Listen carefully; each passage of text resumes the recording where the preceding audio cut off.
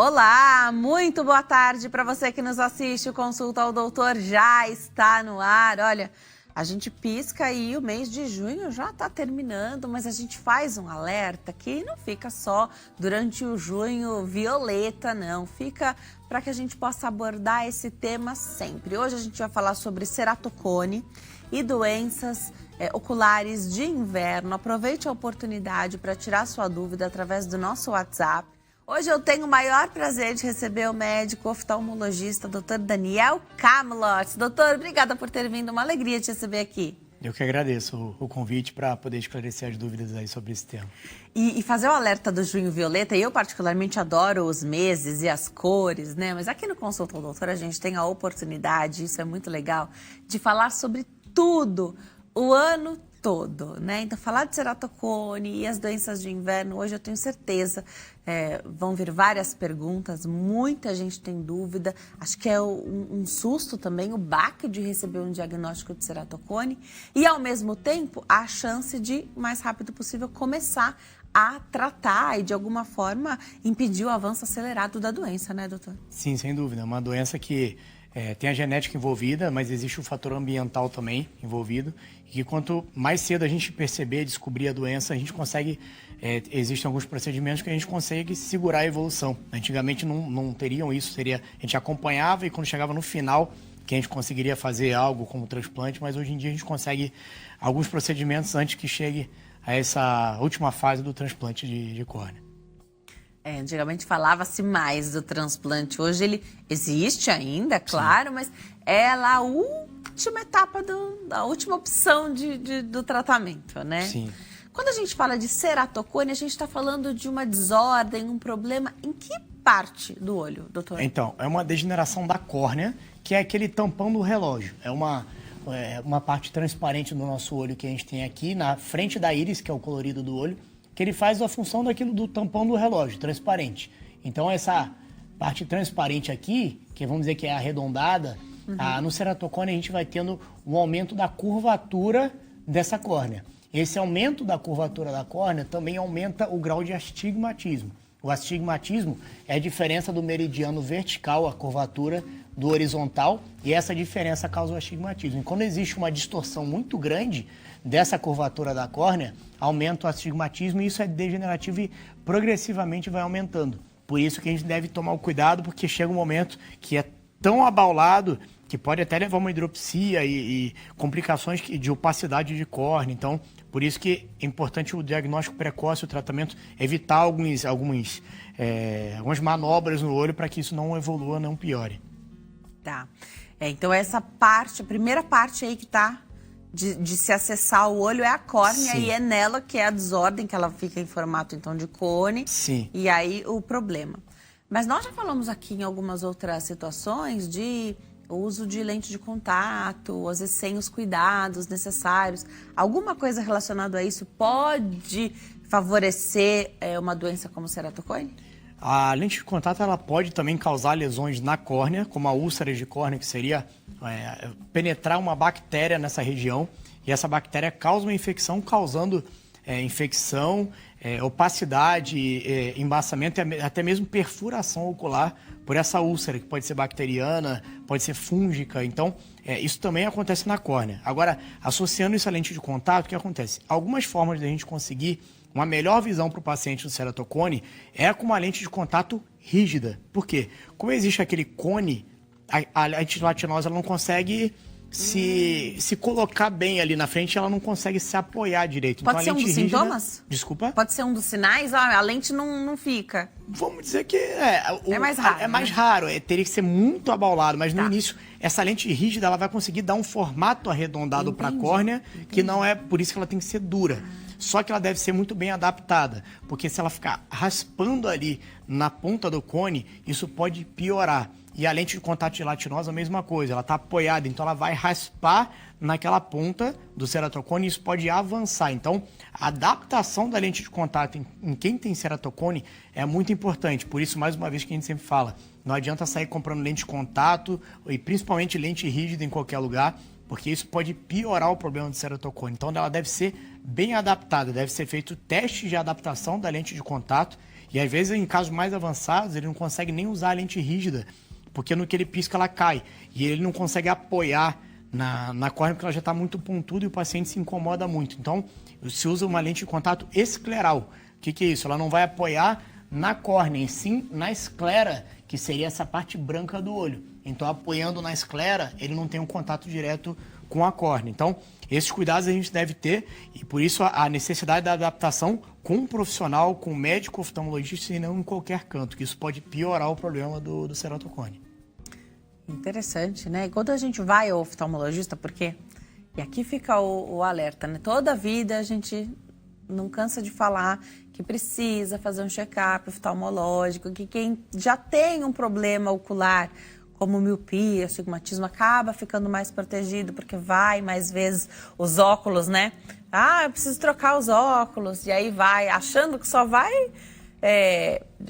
que o médico só vai prescrever óculos novos, sim, né, com grau novo, e na verdade a gente fica totalmente protegido, sim, com um check-up completo, sim, né? A gente não cansa de falar disso, né, falar sobre isso, dessa importância. Agora, com 2 anos de pandemia, mais, né, e a pandemia não acabou, e a gente não deve esperar a pandemia terminar para tocar a nossa vida e cuidar da nossa saúde. Eu fico imaginando quanto de gente que não está com queixa e não foi buscar oftalmo ainda, doutor? Sim, desde março de 2020. Sim, algumas doenças não esperam, como a retinopatia diabética, um descolamento de retina. Vários pacientes diabéticos ficaram com medo de procurar a consulta, não só com oftalmologista, com nefro, com endócrino. E a gente viu muito paciente que tiveram uma evolução da retinopatia diabética pelo pouco tempo que não controlaram diabetes, não passaram com endocrinologista, não fizeram fundo do olho, e aquela retinopatia diabética avançou, causou um sangramento ocular, causou um descolamento de retina, que você conseguiria fazer a profilaxia disso com um tratamento anterior, realizando laser, realizando um tratamento profilático para evitar a cegueira. Então, muitos pacientes, por exemplo, esses diabéticos, deixaram de passar em consulta e aconteceu uma evolução que poderia ter sido evitada se ele passasse com uma frequência maior. Um descolamento de retina, que seria algo urgente, você precisa correr para fazer cirurgia, aquele paciente demorou para procurar o oftalmologista e depois de 2, 3 meses foi procurar o prognóstico, a chance de melhora com a cirurgia já diminuiu demais. Então, existem doenças que não esperam e que a gente não pode esperar terminar a pandemia para procurar um médico oftalmologista, cardiologista, endocrinologista, que as doenças não esperam. Agora, se tem uma especialidade médica que já seguia alguns protocolos que hoje estão bem estabelecidos por conta da Covid, são os oftalmologistas, né? Então, eu mesmo já estive até no seu consultório, né, doutor? E a gente vê ali a rotina, porque tem muita conjuntivite sempre, sim, né? Sempre se atendeu muita gente com coisa contagiosa. Sim, sim. E tomando... Que deve ser feita a higiene de cada paciente para paciente. Exatamente. Então, sim, é um lugar... Ok, a saída é sempre uma exposição, mas hoje a gente sabe, né? Usa máscara boa, vai até o lugar, faça a sua saída programada, de repente em horários que você vai pegar a condição mais tranquila, né? Não tão, sim, lotada, e aí visite os médicos que estão esperando, né? Vocês não pararam, sem dúvida. Então vocês trabalharam durante os piores momentos da pandemia, recebendo esses pacientes, essas pessoas com demandas e queixas importantes, e que a doença ela não espera, né? Não é só a Covid que existiu durante esse tempo todo, né? Tudo continua existindo. Sim, eu acho que o Covid só forçou essa necessidade desse protocolo, dessa higiene, dessa limpeza, que é importante de cada paciente, para não existir aquele contato que você tem os aparelhos, mas o cuidado com a higiene vai possibilitar e impossibilitar um problema com Covid. Então, os cuidados são necessários e o acompanhamento do paciente é necessário, ele não pode deixar de passar. Paciente com glaucoma, que você não percebe a evolução e quando você vai ver daqui a 2 anos você não está utilizando corretamente, aquele problema evoluiu, você não consegue mais retroagir, voltar ao que você tinha. Então, é importante o acompanhamento, eu digo de novo, não só com o oftalmologista, mas com todos os especialistas que esse paciente tem a necessidade de passar. Porque não existe só o Covid e existem outras doenças que continuam e o Covid é só mais uma que a gente deve tomar cuidado. Legal.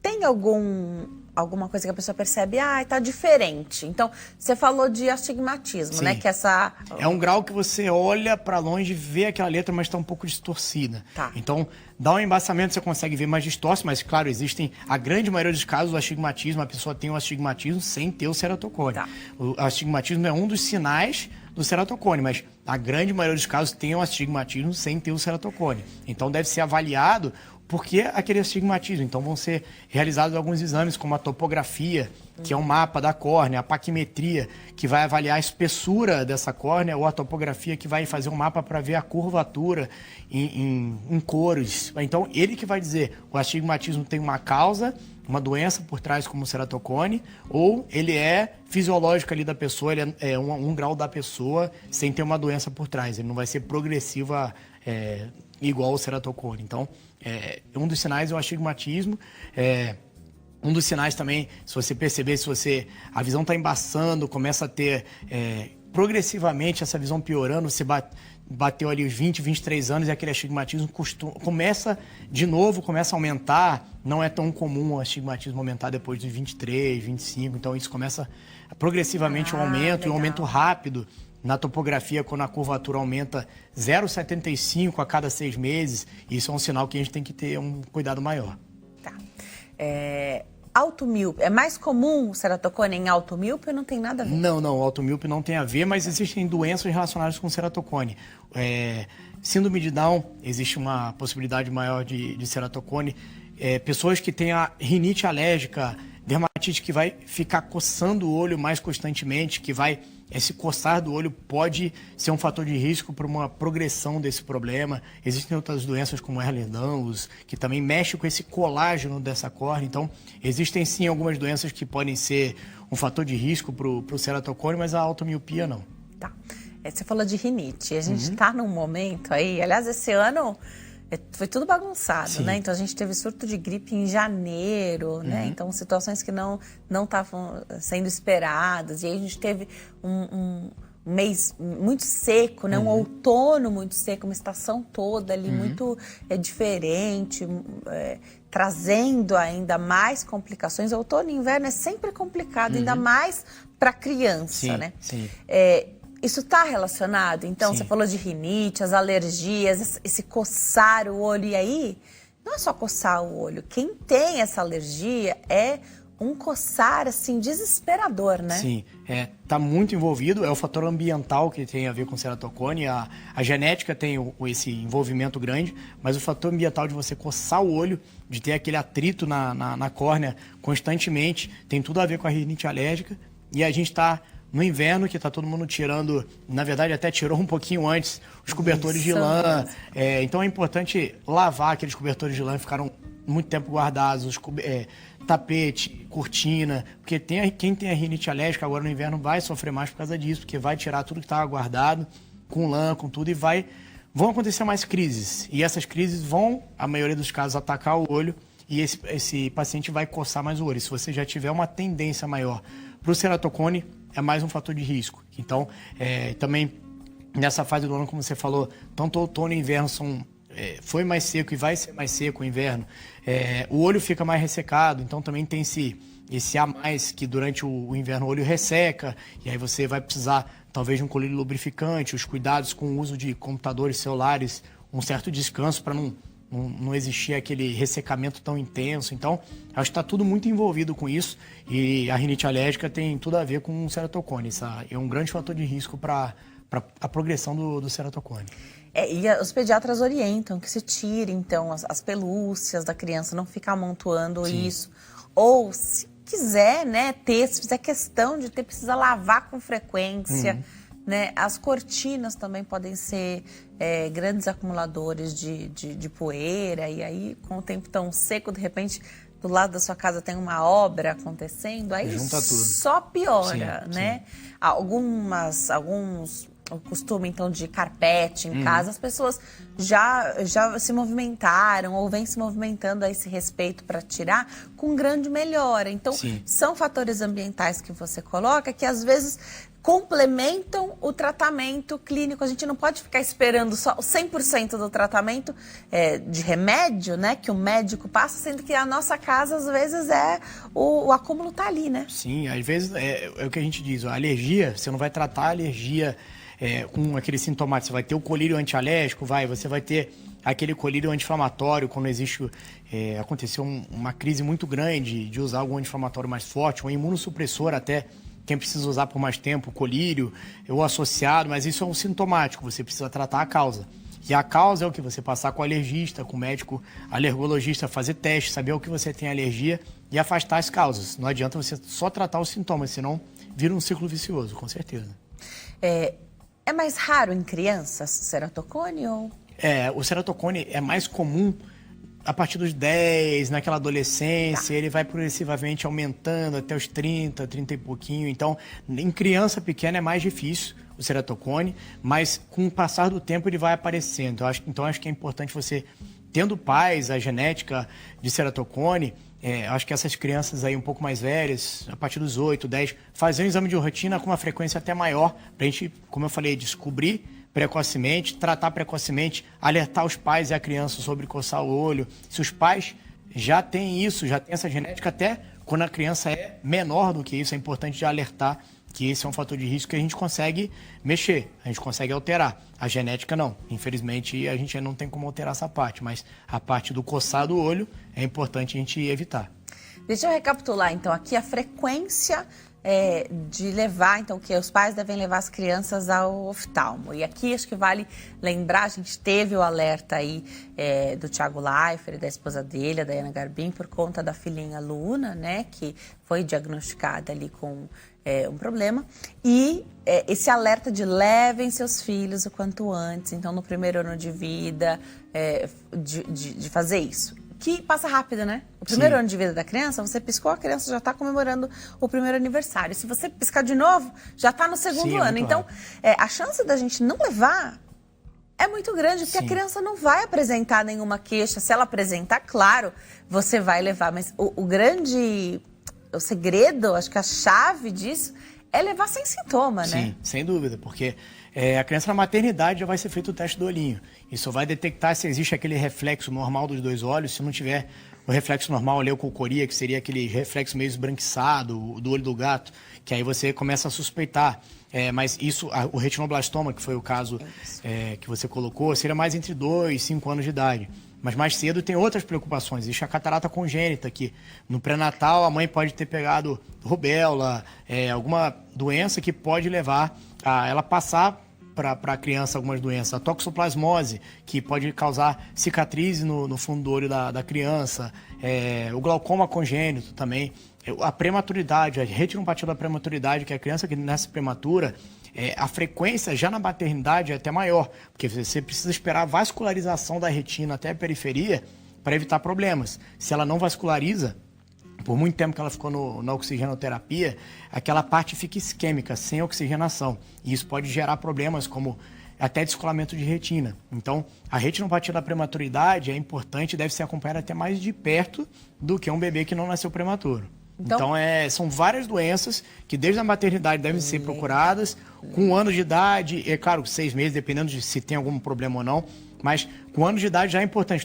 Muitas mães falam, na idade escolar, quando vai começar a aprender a ler e escrever, mas não, muito antes disso, porque essa idade, 7 anos, já passou do tempo. Se a criança tiver algum estrabismo, desvio ocular, ou ele tiver um olho com 7 graus e o outro nada, ela vai enxergar tudo, porque o que não tem grau enxerga, o outro está esquecido. E aí você precisa fazer o tampão ocular, o uso de óculos para estimular o olho ruim, fechando o olho bom por um tempo. Isso a gente só consegue, na maioria dos casos, até os 7 anos. Então, é algo que você vai descobrir, na maioria dos casos, sem sintomas. E o momento de tratar é antes dos 7 anos. Então, o exame de rotina em crianças deve ser feito muito antes dos 7 anos de idade. Então, na maternidade já tem o teste do olhinho. Sim. Legal, ele pode ser estendido. E aí, claro que isso é uma questão que envolve dinheiro. Então, tem indicação para casos que são mais específicos, né, para fazer, como o doutor falou. Mas se você tiver oportunidade, sempre vai bem, né? Porque aí um especialista vai lá e checa em detalhes, né? Que o primeiro exame ele é um exame de triagem, né? Você vai olhar se tem um reflexo normal ou não. Na dúvida, você já tem que olhar com maior cuidado, fazer uma avaliação da retina, dilatar, fazer o mapeamento, olhar o fundo do olho. Às vezes até alguns aparelhos que conseguem acompanhar com fotos. Então, depende muito. Mas o teste do olhinho é imprescindível e é obrigatório. Aí depois dessa da maternidade, ainda no primeiro ano de vida, é ideal levar. Sim, é importante levar. E agora, Denise, meu filho já tem 2 anos, 3 anos... a partir de agora você já leva a primeira vez. Sim.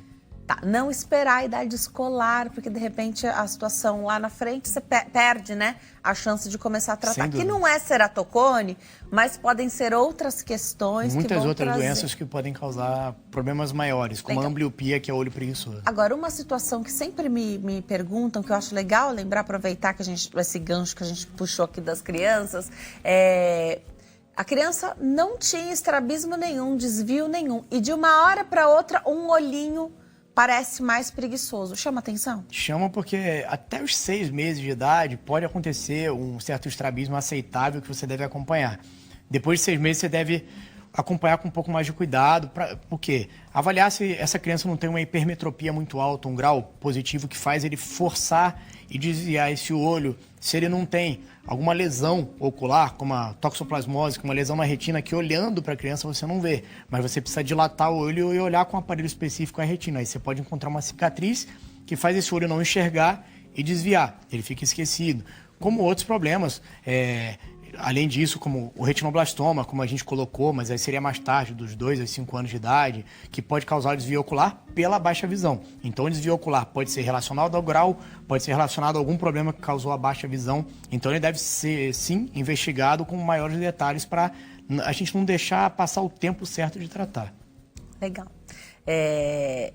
E aí, na fase escolar, claro, você vai fazer o check-up, a escola incentiva que se busque mesmo, né? Mas eu sempre vou, vai de novo, né? Ter ali o especialista para cuidar, isso é excelente. Agora, doutor, voltando aqui pro ceratocone, não deve ser fácil receber esse diagnóstico, né, de ceratocone. Porque quando a gente fala, a gente precisa dizer, o ceratocone é uma doença provavelmente progressiva, que isso pode ir piorando, mas é importante colocar para o paciente também, que às vezes os pacientes que têm alguém na família mais antigo, mais idoso, acham que ceratocone não tem jeito, vai para o transplante de córnea, em último caso. Hoje em dia não é bem assim. Existem procedimentos como crosslinking, como o implante de anel, que você vai melhorar um pouco essa curvatura. Então, existem procedimentos antes disso. E a gente tem como segurar, fazer ele enxergar melhor com a lente de contato rígida. Às vezes o paciente não adaptava a lente rígida, existe a lente escleral. Existem outras formas de a gente tentar melhorar a visão do paciente, evitar uma progressão muito rápida da doença.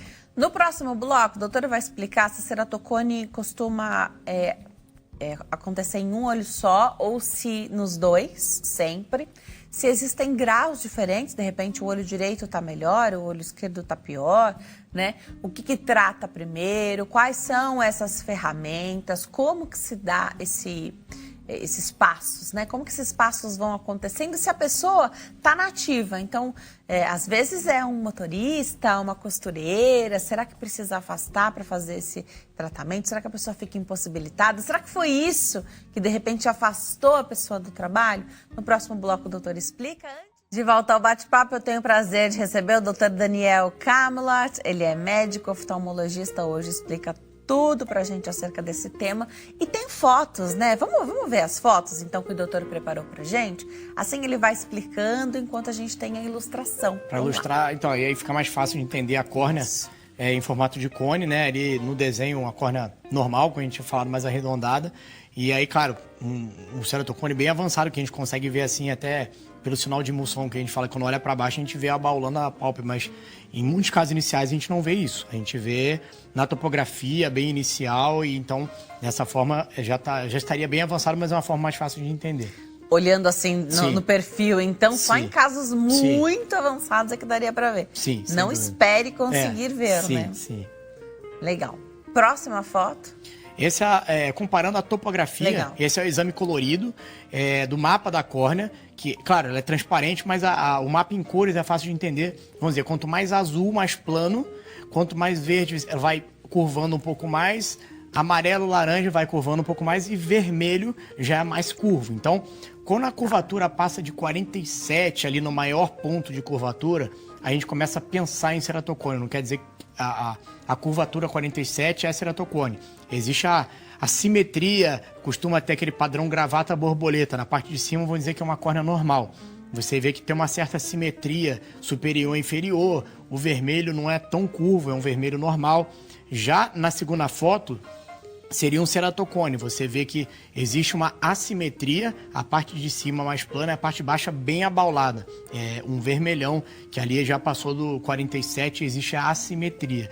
E a parte de baixo, um diagnóstico diferencial do ceratocone, que é a marginal pelúcida, que também tem essa curvatura, um astigmatismo alto, que o desenho da curvatura aumentada é um pouquinho diferente. Mas para entender na topografia, que é um dos principais exames que a gente acompanha, ou então o Pentacam, o Orbiscan, mas esse paciente que a gente vai, esse exame que a gente vai usar principalmente para acompanhar essa evolução, essa curvatura. Como eu falei, quando começa a aumentar a cada 6 meses, mais do que 0,75 naquele ponto, essa curvatura, aí a gente começa a pensar no crosslinking, que a gente está vendo que existe uma evolução significativa e dependendo do estágio, o crosslinking é um procedimento bem indicado para a gente tentar segurar, fortalecer o colágeno da córnea e diminuir essa velocidade de evolução. Muito legal. Então, esses são... depois dos exames, aí você tem analisa Sim, dessa forma. Então, ali são 3 exames diferentes, né? 3 pacientes diferentes. 3 pacientes diferentes, tá, isso. Legal, legal. Dá para avaliar, então, a evolução também? Com certeza, a evolução principal da topografia. É isso que vai levar a gente a indicar um procedimento ou outro, saber se poderia indicar um procedimento ou não. E como é esse exame? Porque quando a gente fala da parte mais lá de trás, da retina, então a gente sabe que tem que dilatar a pupila para enxergar, fazer um mapeamento de retina. Como que é esse? Não precisa dilatar. Tá. É um aparelho que você vai chegar perto, ele vai ter umas luzes, uns círculos, né, maiores, vai diminuindo para poder jogar no computador essa imagem em desenho. Então é um exame que não precisa dilatar, não tem risco nenhum, é um exame fácil de se fazer e de fácil realização, rápido, e a gente consegue fazer esse acompanhamento muito importante desses pacientes com esse exame. Faz parte de uma rotina de não, na maioria das vezes não. Tá. Na maioria das vezes ele é um exame complementar quando a gente existe não só o ceratocone, mas alguma alteração corneana, que a gente vê que existe algo diferente. A gente lança a mão de alguns outros exames como topografia, Pentacam, até quem vai operar o grau, a fazer a cirurgia refrativa, vai mexer na córnea. Então a gente precisa saber se a espessura da córnea é o suficiente com a paquimetria ou a curvatura com a topografia, saber se ela pode ser feita ou não. Antes de existir, às vezes você não sabia se em algum ponto podia ter um afinamento, uma curvatura maior. Então, às vezes, poderia ser indicado uma cirurgia que você não percebia aquele ponto e poderia gerar algum problema. Então, a evolução da tecnologia nos ajudou muito até para programar uma cirurgia mais segura refrativa, evitando um problema maior, até como induzir um ceratocone num paciente que não teria. Entendeu? Então, eu acho que é importante também como um pré-operatório da cirurgia refrativa. É muito legal da gente saber isso, que os exames estão disponíveis e que eles não são para todo mundo fazer. Senão a gente vai atrás de tentar fazer todos esses exames, mesmo sem a indicação, é só dor de cabeça e tempo perdido. Porque se não tem indicação para você fazer, por isso que você tem que ter um oftalmo. Sim. É por isso que o exame, o nome dele é complementar, por isso é complementar. O importante é a consulta, a anamnese, a conversa com o paciente, o histórico do paciente, familiar, fazer os exames, refração, que é do óculos, a pressão do olho, principalmente nos pacientes acima dos 40 anos, para detectar glaucoma, a biomicroscopia, que é olhar com um aparelho que aumenta a imagem com um microscópio maior, com ali você analisar, fazer o fundo de olho, aí sim, suspeitou, precisa de mais algo, você pede um exame complementar, mas não é todo paciente que a gente precisa fazer todos os exames complementares, não tem necessidade nenhuma e seria um desgaste para o paciente que não tem necessidade. Porque tem um monte de exame, né? Tem de campo visual, tem um monte de exames, e que bom que eles existem, mas eles não são para todo mundo. Com certeza. Muito legal. Ceratocone dói? ceratocone, existe um estágio muito avançado que ele pode levar à hidropsia. O que é isso? O humor aquoso que fica... É um líquido que preenche a câmara anterior do olho. Ele consegue passar, devido à permeabilidade da córnea, para o estroma. E ele pode causar um abaulamento e essa hidropsia pode causar dor e embaçamento súbito. Então, isso pode acontecer, mas na grande maioria dos casos não existe dor. Existe aquele embaçamento visual progressivo que o paciente, em um certo momento, vai detectar, procurar o oftalmologista, diagnosticar e acompanhar. Está relacionado ceratocone com cirurgias anteriores nos olhos? Então, a cirurgia refrativa é algo que pode estar relacionado. Se você não detectou com esses exames, então por isso que o pré-operatório da cirurgia refrativa às vezes é tão ou até mais importante do que o intraoperatório. Porque se você não detectar algum risco nesses exames, como eu falei, de alguma região mais fina, alguma região mais abaulada, você vai afinar a córnea e esse afinamento da córnea pode gerar o problema. Então, sim, algumas cirurgias anteriores podem gerar o ceratocone, mas a tecnologia que a gente tem em mãos, os cuidados, a experiência do cirurgião hoje em dia cada vez são maiores e os riscos são cada vez menores. E vamos falar para todo mundo algo que a gente estava falando aqui antes do programa começar, que muitas vezes você tem um pouquinho só de grau de miopia e quer corrigir, né? E aí você é jovem, e você tem essa coisa da questão estética, se bem que óculos são acessórios lindos, né? E hoje as pessoas investem muito em acessórios, mas é muito uma questão de gosto, sim, eu entendo. Esse grauzinho aí que às vezes está te incomodando, que precisa usar óculos, da miopia, uma hora vai fazer, perto dos 40 anos, vai ajudar, doutor? Sim, o paciente míope, que sempre reclamou do óculos de longe, quando os amigos baterem 40, 45 anos e começaram a colocar aquele óculos para leitura, que é presbiopia, que o foco de perto, a musculatura não consegue contrair e vai ficando cada vez mais longe e precisaria aumentar o grau de perto, a miopia é como se fosse um grau que compensa isso. Então, depois dos 40 anos, os pacientes que têm miopia preferem tirar o óculos para ler. Então, é aquilo, você tem 38, 39, você viveu até aí com esse grau de miopia. Ele quer fazer a cirurgia refrativa. Claro, a gente vai explicar para o paciente que isso, se ele falar, não, meu dia a dia é muito mais longe do que perto. Então, por isso que, como eu falei, a anamnese com o paciente é muito importante, porque antes de indicar uma cirurgia refrativa, você precisa saber o que ele faz. Ele é motorista ou ele trabalha com costura. Então, tem 39 anos, você vai indicar uma cirurgia para zerar o grau de miopia e piorar para perto, ou você vai manter a miopia para manter a visão boa de perto? Então, essa anamnese é a conversa com o paciente, também é uma programação cirúrgica para você indicar ou contraindicar. Muito legal.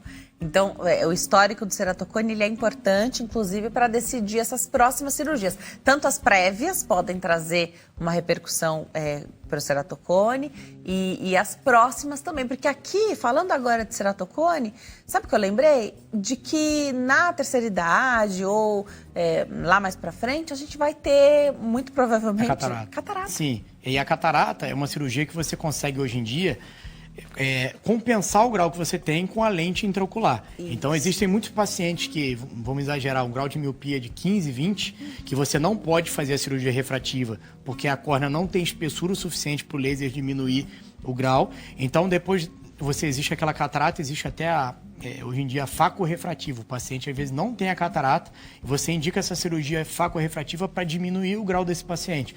Você implantando essa lente no lugar do cristalino, onde tem a catarata, você consegue diminuir esse grau de 15 que esse paciente tem. E existem as lentes trifocais, tóricas. A lente tórica corrige o astigmatismo, mas claro, o paciente com ceratocone deve ser avaliado muito bem se essa lente tórica é indicada ou não, porque às vezes ela não vai bem, porque o ceratocone teria que ser mais central para isso acontecer, para você compensar esse grau. E as trifocais que diminuiria a dependência do paciente de longe e de perto. Um paciente hipermétrope, mulher, que tem indicação dessa lente trifocal, vai muito bem, se adaptam muito bem. Então, você consegue fazer uma cirurgia de diminuição de grau, fazendo a cirurgia de catarata e diminuindo também a dependência do óculos. Então, a cirurgia de catarata hoje em dia também, vamos dizer que é uma cirurgia que vai diminuir a sua dependência do grau. Então, você pode ali, dependendo da sua idade, do momento, ser mais indicado uma cirurgia de catarata do que a refrativa. Então, o seu grau alto, se você tem espessura da córnea o suficiente ou não, também seria indicado muito mais uma catarata do que a cirurgia refrativa. Então, tudo isso deve ser colocado numa balança. Agora, a pessoa que tem ceratocone, como você falou que é uma doença progressiva, você fala num controle, mas não fala muito de cura, né? Tem alguma complicação quando lá na frente precisar fazer a cirurgia de catarata por conta do ceratocone? Não, Na maioria das vezes não, porque a catarata você vai mexer no cristalino. Em outro lugar. Que você vai até acessar pela córnea. Você faz uma incisão mínima na córnea para poder acessar o cristalino e implantar a lente. Você não vai mexer com a córnea, mas a lente implantada para corrigir ou não o astigmatismo do paciente que tem o ceratocone deve ser tomado muito cuidado, porque a lente tórica às vezes não é bem indicada no paciente astigmata e às vezes é melhor implantar uma lente monofocal, sem muito, não ser tão premium assim, para evitar problemas maiores no futuro. Muito legal. Esse acompanhamento é fundamental. E quando vem o diagnóstico, é aquele balde de água fria, tenho certeza, né? Então, por mais que você esteja bem assistido, ali bem acompanhado, você estava bem, você passou no oftalmo, que era só para ter certeza que estava tudo bem, e você recebeu um diagnóstico de ceratocone, uma doença progressiva, que assusta mesmo, né? Antigamente falava-se muito do transplante, né? Como opção ali mais pertinho de chegar, né, essa hora, e agora não é mais assim. Queria entender, é alguém que vai poder continuar trabalhando, doutor? É alguém que vai precisar desse afastamento? Como que funciona isso? Então, isso vai depender, claro, do estágio do ceratocone. Se o paciente se adapta ou não à lente de contato rígida, escleral, como eu falei, tem paciente que tem uma sensibilidade maior e não vai se adaptar. O crosslink, como eu falei, é um procedimento seguro, rápido, e você tem como segurar a velocidade dessa evolução. Então, acho também bem indicado em cada paciente, em cada estágio. O implante do anel, que você consegue diminuir um pouco o abaulamento dessa córnea, que esse anel vai ser implantado numa região para tentar diminuir esse abaulamento. Também, dependendo do caso, dependendo do estágio e da espessura da córnea, tudo isso. O transplante de córnea, como a gente estava falando, antigamente o transplante de córnea você fazia a doação da córnea, o receptor, e era a córnea toda. Hoje em dia existe o transplante de córnea de alguma camada na córnea, que ela é até com um laser chamado um laser femtosecond, ele é preciso e você vai fazer o transplante apenas daquela camadinha da córnea. A espessura é micra, é muito pequena, mas a gente tem aparelhos e tecnologia que permite isso. Então, antigamente era a córnea inteira. A chance de rejeição era maior com essa tecnologia da transplante de córnea novo, dessa camada. A chance de rejeição é menor, o uso de corticoides a longo prazo também menor, a chance de causar um astigmatismo alto pelas suturas manuais também são menores. Então, existe ainda o transplante de córnea, existe ainda o transplante de córnea da córnea total, que às vezes o paciente tem indicação desse, mas existem também os procedimentos anteriores ao transplante e o transplante lamelar, que seria, vamos dizer, um pouco menos invasivo, menos arriscado do que o transplante de córnea total, né? Perguntinha do público, vamos colocar na tela para ler junto. Vamos lá, José Alfredo, de Ferraz de Vasconcelos, em São Paulo. Diz, boa tarde, tudo bem? Por aqui tudo jóia. José, obrigada. Tenho uma irmã que foi diagnosticada com ceratocone, tem uma dificuldade de enxergar. Tem como melhorar a visão? Então, José Alfredo, o importante é entender sobre isso, sobre a facilidade de adaptação à lente de contato rígida. Ela vai te ajudar a enxergar, não que ela vai melhorar reverter o ceratocone. Legal. Ela vai te ajudar a enxergar. Não adaptou, existe a lente de contato escleral. Se for, o crosslink não vai ser para melhorar a visão, e sim para diminuir a velocidade de evolução. Dependendo da indicação, o anel vai diminuir essa curvatura e vai melhorar um pouco mais a visão dela. E dependendo do estágio, até o transplante de córnea também vai ajudar ela a enxergar dependendo do caso. Então, se você tem uma opacidade, aconteceu uma hidropsia, você tem uma cicatriz na córnea, é indicado o transplante. E aí esse transplante vai melhorar também a visão. Não quer dizer que o transplante não. O transplante provavelmente vai melhorar a visão. Então cada procedimento indicado no seu tempo em cada estágio. Então isso que é importante entender. Agora, a grande questão, gostei da pergunta do José Alfredo, e como é bom a gente ter a participação do público, né? Porque essa não é uma questão do meu dia a dia. Então, quando eu não tenho problema, é mais difícil às vezes de entender o que sente quem sofre com a situação, né? O grande problema, então, tem duas questões. Evitar o progredir da doença tão acelerado, né? Então, segurar um pouquinho e enxergar bem, porque o par de óculos pode não ser suficiente. Às vezes não pode mais resolver. Dependendo do estágio, o óculos não consegue resolver. Então, a lente de contato rígida, ela consegue aquela córnea curva, né, em forma de cone. A lente de contato rígida, ela vai fazer aquele formato redondo e a lágrima que vai se depositar ali, ela vai melhorar a visão do paciente. Então, vai como se fosse permitir uma melhora daquela curvatura. Mas então, a lente rígida não vai melhorar o ceratocone. Não, a ideia da progressão principal é o crosslink. Sim. Tem hora de fazer crosslink também. Sim, porque muito avançado você já não consegue mais fazer o crosslink. Então, tudo depende do estágio, por isso o diagnóstico precoce e o acompanhamento da doença de perto é o principal, que você vai saber indicar cada procedimento no momento certo, sem pular etapas, vamos dizer assim. Legal. Quem tem ceratocone, o adequado é que visite o oftalmo de quanto em quanto tempo? No mínimo de 6 em 6 meses. Essa topografia, quando a gente percebe ceratocone, pelo menos 6 em 6 meses deve ser feita a topografia, a consulta, para fazer esse acompanhamento e saber se essa curvatura está aumentando muito, se está estável. É isso que vai guiar a gente para algum procedimento ou não. Quais são fatores que pioram o ceratocone? Então, principalmente fator ambiental, a coceira ocular. Uma adaptação de lente de contato mal feita, porque é como se você estivesse esfregando o olho. Aquela lente de contato vai ficar raspando ali na córnea e uma lente mal adaptada pode ser também um fator de progressão do ceratocone. Então, isso é importante entender também. Então, muito legal. Precisa ir ao oftalmo com a frequência adequada, fazer o que tem que fazer. É recomendado usar algum tipo de colírio, as lágrimas artificiais?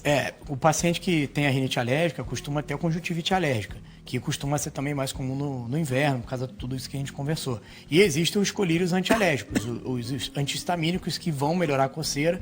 Então, ao invés do paciente coçar, a gente fala, utiliza esse colírio na crise.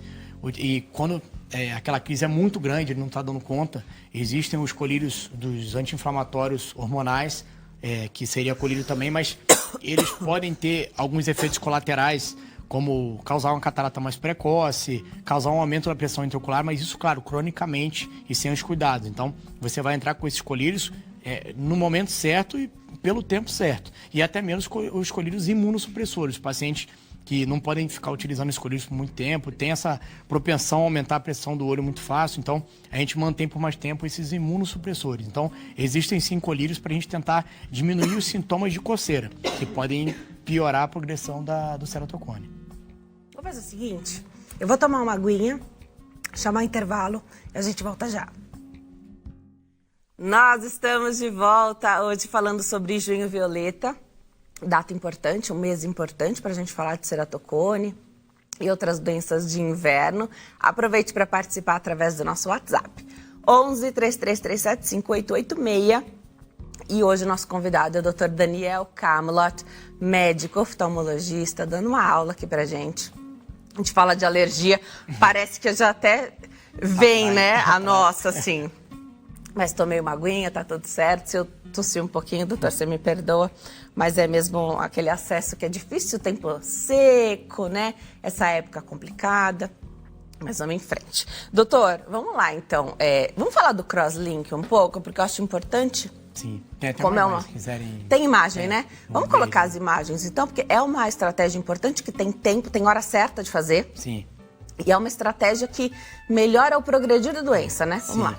Esse aí é mostrando que o paciente vai ficar deitado, vai pegar um colírio de riboflavina, que vai realizar a reação com o aparelho que vai emitir aquela radiação UVA. Então, vai pingar o colírio, vai irradiar por um tempo, depois pinga de novo. Isso vai durar um tempinho, não é nada invasivo. Então, o problema do procedimento é você centralizar, ter a paciência do paciente ficar ali deitado, pingar o colírio da riboflavina e o aparelho emitir aquela luz UVA. O que isso vai fazer? A córnea tem ligações, colágeno, que fazem, e esse procedimento consegue fortificar essa ligação.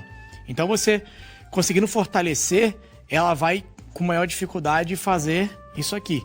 Então é como se você estivesse enchendo uma bexiga, né? E você vai enchendo, vai chegar uma hora que ela não aguenta. Então é como se ela estivesse fortalecendo essas ligações, esse colágeno, que essa reação do UVA com a riboflavina causa um fortalecimento desse colágeno E aí sim, por isso que eu falei, o crosslink não é para melhorar a visão, não é para reverter o ceratocone, sim para fortalecer, evitando uma progressão maior, uma velocidade de evolução maior nesse caso.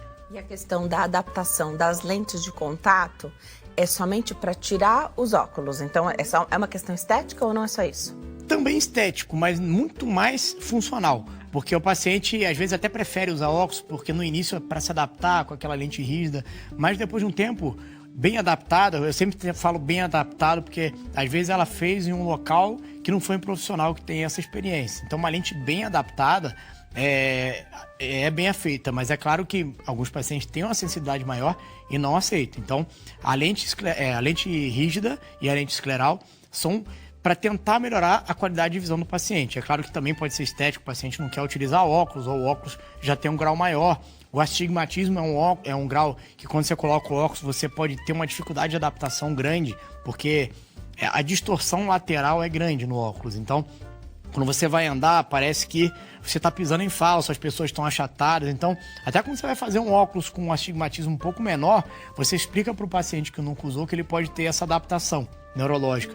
Os pacientes, então, com astigmatismo, que às vezes, não sei, pode ter 4,5, 6, e diferença de grau de olho para o outro é muito grande. Então, a adaptação com óculos, às vezes, é difícil. E como a lente está encostada no olho, ele não tem esse problema, porque ela está encostada, então ele não vai ter essa dificuldade de adaptação. Então tem esse porém também. O paciente que não consegue se adaptar com óculos por essa adaptação, a lente de contato vai evitar esse problema. Agora, doutor, se já é difícil fazer a adaptação das lentes de contato de quem não tem ceratocone, que é difícil, sim, e o certo é fazer... Você sabia que tem jeito certo de fazer essa adaptação? Que não é só se adaptar na sua casa, não. O ideal é fazer isso no consultório do oftalmo. Sim, sim. Né? Se já é difícil fazer com quem não tem ceratocone, imagina quem tem problema. É difícil porque aquela córnea, ela é cone, né? E aquela lente rígida, ela tem que ter o menor contato possível com aquilo. Então, o que você faz? Na lâmpada de fenda, você vai olhando com aquela luzinha azul e vai pingar o colírio de fluoresceína, aquele amarelo. Quando você reage com a luz azul, vamos dizer, vai ficar um verde. Então, você vai ver ali no que o paciente pisca o quanto que tem de contato. Se você tiver um verde sobrando muito, é porque não está tendo contato. Se você vê que aquele verde fugiu e tem aquele preto ali do contato da córnea com a lente, é porque não está bem adaptado. Então, você tem que ter o menor contato possível da lente com a córnea. Então, isso é feito com muita paciência, você tendo várias lentes ali para poder fazer adaptação, com curvatura, diâmetros diferentes. Então, não é simples, então não é feita por qualquer pessoa. São profissionais habilitados que vão fazer a adaptação e evitar até a progressão. Como eu falei, o contato intenso pode até piorar a progressão do ceratocone. E aí, estando acompanhado por um especialista, você vai saber se tá raspando, porque às vezes a pessoa não tá sentindo. Não, às vezes não consegue nem perceber isso. E aí, naquela adaptação, que você vai sentir se tem esse contato intenso ou não da córnea com a lente. Legal. Então, fazer a adaptação adequada. E aí, em quanto tempo que a gente diz assim, não deu certo? Não me adaptei com essa lente. Depende muito de paciente para paciente. Tem paciente que você vê que a sensibilidade é muito grande e que não vai dar certo. Tem paciente que você vê que você consegue insistir que o paciente e vai bem. E agora, não indo bem, existe, como eu falei, a lente escleral. Ela não vai apoiar na córnea onde tem um problema. Ela vai apoiar mais na lateral, que seria a esclera, no branco do olho, então ela não vai ter esse contato. Então, às vezes, quem não vai bem com a rígida corneana, né, vai bem com essa lente escleral, que em casos que não vão bem com essa, existe essa outra possibilidade. Então, como eu falei, né, hoje em dia existem várias possibilidades para permitir uma qualidade de vida melhor para o paciente com ceratocone, diminuir a velocidade de evolução e vários tratamentos quando for necessário. Muito legal. Fazer esse acompanhamento. E aí depois adaptou. Vai usar todos os dias essa lente? Então, depende muito do paciente, da sensibilidade, mas conforme você vai adaptando, você vai utilizando mais vezes no dia. Mas claro que se ela está tendo um contato muito grande, tudo aí você já vai evitar. Então, depende muito de paciente para paciente. Não pode dormir. Não. É como as outras lentes. Existe até um tratamento chamado ortoceratologia, que você às vezes dorme com uma lente que ela vai, vamos dizer, apertar o olho um paciente míope. Essa lente rígida vai apertar o olho, e o apertar do olho vai diminuir o grau de miopia, porque a miopia é o quê? É o olho grande. Então, você apertando aquela córnea e diminuindo, fazendo ela diminuir a espessura, vai diminuir o grau da miopia. Então existe isso, é chamado ortoceratologia. Mas assim, depende muito de caso para caso, não tem nada a ver com o ceratocone, tá? Para que o paciente quer, por que o paciente quer, qual seria a indicação, mas também seria um especialista também, oftalmologista, e que teria experiência nisso. Não são todos que vão fazer esse tratamento. E aí, se você que está em casa fala, então legal, vou dormir com as lentes. Não é se bem você assim. não tem a recomendação e não está sendo acompanhado por um profissional que te indicou fazer isso, Muito não pelo pra contrário, o dormir com a lente, em muitos casos, nem é indicado. A oxigenação do olho é menor, a lubrificação do olho é menor, então a chance de você ter alguma ceratite, causar uma úlcera de córnea, fúngica, grande, consequência a isso é muito grande. Olha, dormir de lente a gente até consegue. O problema é acordar depois, porque o olho fica grudado. Sim, a lente gruda, você não tem aquela lubrificação, oxigenação. Não. E vamos dizer que isso é até o menos grave. O mais grave é você ter aquela possibilidade da bactéria ficar ali por mais tempo, causar uma úlcera, uma perfuração e até uma cegueira. Então, é aquilo. Vou dormir com uma lente. Você tem a lente ali que você pode ficar mais tempo ali no olho, mas cada caso, acompanhando com o seu médico, saber se você pode ou não e pelo menor tempo possível. Será que nesse caso das lentes, né? Será que a pandemia colaborou com a boa higiene das mãos antes de mexer nas lentes de contato? As normais, não tô nem falando agora do ceratocone, que é o nosso tema, não. Deve ter melhorado, né? Porque o que tinha de gente que com a mão suja tirava e colocava as lentes de contato nos olhos. Sem dúvida. Teve até paciente que preferiu não usar lente, porque o óculos era uma proteção até para ele não poder levar a mão no olho. Então, Perfeito. O paciente que usava lente até preferiu não usar pelos cuidados, que a lente você tem que manusear, ela vai cair, você não tem outra possibilidade, você tem aquele contato da mão, então você vai ter que ter algum lugar para lavar a mão, algum lugar para ter a higiene necessária. Então, muitos pacientes preferiram não utilizar, até a gente conversa com o paciente se vai ter a paciência nesse momento para fazer a higiene adequada, mas muitos pacientes preferiram usar o óculos por ser uma proteção até maior do que da lente, que você tem aquele contato direto do olho e com a mão. Então, e também, aproveitando, falando da lente de contato, muitos pais vêm querendo que o filho menor de idade use a lente de contato, porque eles não se sentem bem usando óculos, não acham que tá bonito. E às vezes o filho quer usar, porque os amigos estão falando do óculos e tudo. A primeira coisa que é importante perguntar é assim, você vai ter paciência para poder manusear, limpar a lente? E aí você já vê que o próprio paciente menor de idade já faz assim, no que não vai ter. Então é importante explicar para os pais que pode utilizar a lente, não tem problema, desde que ela seja bem manuseada, sendo usada a higiene necessária para evitar problemas, onde não tem, na verdade. E dá para transformar o par de óculos em acessório, né? Assim como a gente usa um cinto, uma bolsa, brincos, né? Sem Transformar isso em acessório. Eu até acho que já contei essa história, acho que foi com você aqui no consulta, mas faz muitos anos já. Anos atrás, peguei elevador com uma garotinha e a mãe disse, olha, tá vendo? Olha como ela tá linda, tá de óculos. E aí eu tive certeza, a garotinha usava óculos, devia ter uns 7 anos. E não queria usar. E com certeza não queria usar, Sim. né? Falei, é muito confortável, a gente enxerga bem, o importante é enxergar bem, Sim, né? sim. E aí a mãe usou essa de eu estar usando óculos para convencer a filha de que era bacana, era legal, ficava bonito, né? Sim. E acho que é muito mais fácil a gente transformar desse lado e deixar que depois a criança, se ela, quando Sim. crescer e optar por não usar, tudo bem. Sim. Mas tendo essa consciência Sim, já, muitas os vezes cuidados. os pais acabam Induzindo, colocando aquela vontade na cabeça atrapalhando algumas vezes, sem querer, né? Mas colocando ali, porque os pais já usam lente, aí a criança não vê os pais de óculos, Sim. o que é um erro, porque quando tá em casa, era para usar óculos, né? Dá um descanso, né? Dá um bom. descanso. Então, Com certeza. muito legal. Com ceratocone não é diferente. Tem caso na família para buscar antes o oftalmologista, sempre contar esse histórico familiar, que a gente não consegue mudar a questão genética, mas todo o resto e o acompanhamento e o diagnóstico precoce é o que a gente pode fazer. Nesse caso é o que a gente falaria de prevenção, então mudar a questão do ambiente, que você falou que o ambiente sim, é essa limpeza, esses cuidados com lã, cobertor, eu acho que sempre ter o cuidado de lavar, sempre quando tirar do armário e tudo, fazer essa limpeza antes de começar a usar, uma frequência aí, o tapete, a cortina, fazer o acompanhamento com o alergologista, fazer os testes, saber o que ele pode ter alergia. Outro detalhe que a gente não comentou, existe a dermatite de contato também. É aquela coceira que dá no olho, mas não pela rinite. Às vezes o paciente tem alergia a esmalte.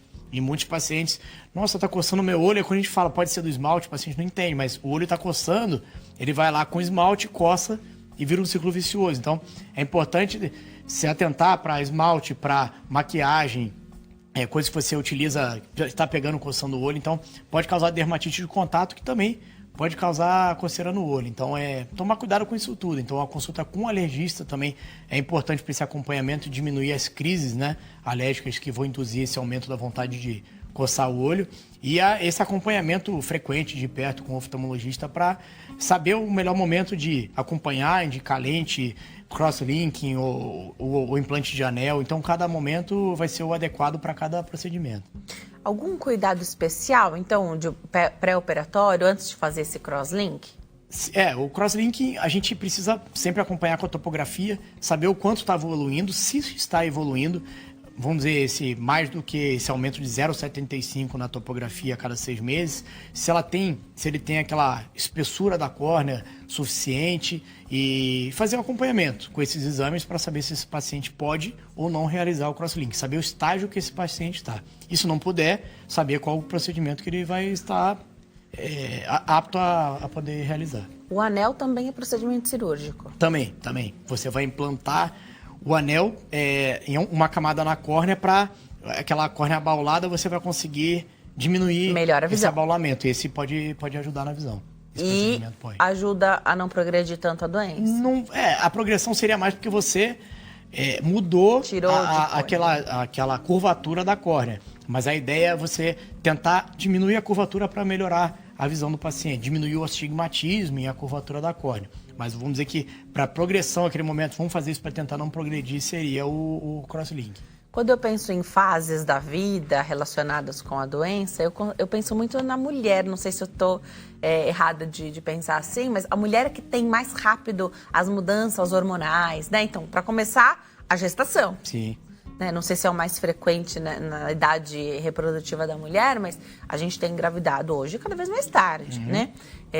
A menopausa... A menopausa é uma das principais causas do olho seco, que a gente também estava comentando agora do inverno. Então, a menopausa é um dos fatores que causam olho seco. Então, mesmo até doenças reumatológicas que podem acontecer, lúpus, artrite reumatoide, isso também pode causar síndrome de Sjögren, que é o que causa um ressecamento ocular muito grande, que também piora no inverno. Então, essa parte da mulher também está envolvida com a parte ocular, sem dúvida nenhuma. Tá. Mas não tem nada a ver com ceratocone, exatamente? Não tanto, porque vamos dizer que o ceratocone seria uma progressão maior dos 10 aos 30 anos, vamos dizer assim. Então, não teria muito uma progressão maior, porque passou dos 40 a 50, então, não seria igual catarata, vamos dizer assim. Isso. Então, é legal. O importante é, nesse momento de maior progressão, então até os 30 anos, usar essas ferramentas. Sim. E aí depois você vai controlar essa doença, mas naturalmente, vai acompanhar, mas naturalmente ela segue mais tranquila. Um pouco mais a progressão, sim. Ah, sim. Legal. Ao contrário da catarata, que depois de 60 que vai aumentando mais. Então é um pouco diferente. Mas precisa continuar fazendo acompanhamento oftalmológico pertinho a cada 6 meses. Sem dúvida, é importante esse acompanhamento de perto. É importante. Não é tão frequente, mas se houver acelerou essa progressão, dá para usar estratégias mesmo com uma pessoa idosa, por exemplo? Sim, como eu falei, né? Até não é tão comum, mas às vezes você tem um ceratocone central, que é o maior abaulamento central, o astigmatismo ali central, quando você faz a topografia, existe a lente intraocular da catarata tórica, que você consegue diminuir o astigmatismo com o implante dessa lente, mas não são todos os casos, até uma minoria dos casos, porque esse implante dessa lente, às vezes, o paciente não vai bem. Porque por causa do ceratocone, às vezes ele é mais inferior, não vai conseguir corrigir. Então, a programação cirúrgica para essa lente em pacientes com ceratocone deve ser muito mais cuidadosa, vamos dizer assim. Então, existem sim formas com idosos da gente poder ajudar a diminuir aumentar a qualidade de vida desse paciente. Isso que é importante. Então, sim, vai melhorar a qualidade de vida. Sim. O acompanhamento, esse monitoramento, ele é para isso. Sim, com certeza. Tá. Dependendo da tarefa, da função, pode ter afastamento? Sim, porque você tem aqueles casos que você não pode fazer o crosslinking. O anel já não é mais indicado. Aí você vai indicar o transplante de córnea. Tá. Se fosse um transplante de córnea um pouco mais complicado, o número de suturas são maiores, então o astigmatismo é maior. e você precisa ir tirando esses pontos aos poucos, não de uma vez, para ir diminuindo e acertando esse astigmatismo. Isso é um segmento longo. Então, às vezes, esse paciente precisa ficar afastado, como você tinha me perguntado, a simetria, né, dos olhos. Às vezes, a maioria das vezes o ceratocone afeta os dois olhos, mas é assimétrico. Às vezes esse olho é muito mais avançado do que esse. Esse aqui você indica o crosslinking, não tem indicação nem de anel, nem de transplante, e o seu olho já tem indicação de transplante de córnea. Então, depende muito. Às vezes os dois olhos estão avançados e você precisa indicar o transplante de córnea. Então, o tempo que ele vai precisar afastar seria muito mais longo. Então, depende muito da simetria, do estágio, do qual procedimento que você vai realizar para saber o tempo que esse paciente vai precisar ficar afastado. Até a adaptação da lente de contato. O paciente que consegue se adaptar bem à lente de contato rígida e enxerga 100% com ela, não tem por que se afastar. Então, depende muito do caso, do estágio e da adaptação do procedimento indicado. Bom, acaba ficando amigo do oftalmo, né? Fica do lado ali sempre acompanhando, sempre de perto para ver como vai ser a alguém que você tem um contato, alguém que você, né, pode tirar uma dúvida, fazer uma pergunta, mesmo nesse entre-consulta, né? Sim, sim. Agora, pensando no transplante, falar em transplante, já parece uma coisa que realmente muito maior, né? Tem algum preparo especial? Acho que aqui também vai o alerta da questão da doação de órgãos, né? Então, com a córnea você ajuda duas pessoas, sim, né? Sim. Então, assim, vamos dizer que você consegue... Aquilo é um tampão do relógio, como eu falei. Ele é transparente. Você precisa pegar uma córnea saudável de um paciente que tem ela transparente e transplantar para esse paciente que já tem ela alterada, muito curva, até mesmo com cicatriz. Então, você precisa fazer esse transplante. Esse transplante demanda vários cuidados. Como eu falei, rejeição. Você pode ter rejeição àquela córnea. Você precisa avaliar se esse paciente tem indicação. Às vezes ele tem muita vascularização, não só pacientes com ceratocone, mas tiveram algum problema até de corpo estranho. Muito vaso ali naquele local, às vezes não vai ser bem aceito e a chance de rejeição é maior. Saber se esse paciente pode utilizar corticóide por muito tempo. Às vezes ele é um paciente com glaucoma. E o colírio de corticóide por muito tempo pode ajudar a aumentar a pressão do olho, piorando o glaucoma. Então, você precisa colocar na balança cada paciente, o custo-benefício, qual tipo de transplante que seria indicado nesse paciente, saber se ele pode utilizar por muito tempo ou não esse colírio. Então, tudo deve ser colocado na balança para saber a melhor indicação para cada paciente. Tá. Você falou da rejeição, que claro, pode acontecer, então precisa, né, de repente, tomar os medicamentos, tem que seguir tudo que o médico e a equipe estabelecerem, mas para compatibilidade é muito difícil? Então, aí você vai depender muito do... Não é, a compatibilidade não é tão assim como, vamos dizer, de órgão... Coração.